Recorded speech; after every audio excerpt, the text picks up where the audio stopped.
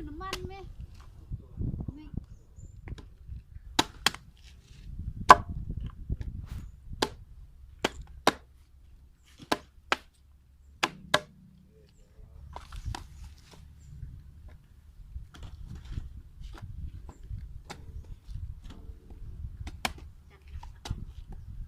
เลย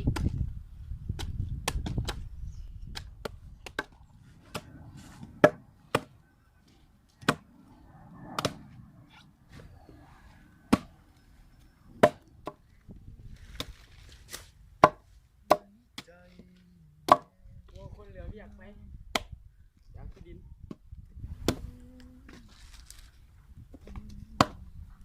ทีเดียวแล้วเอาไว้จะปลูกผัก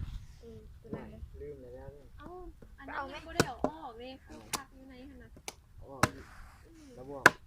เอาไว้ใส่ แป้งงานไม่กลัวเราจะเอาดินใส่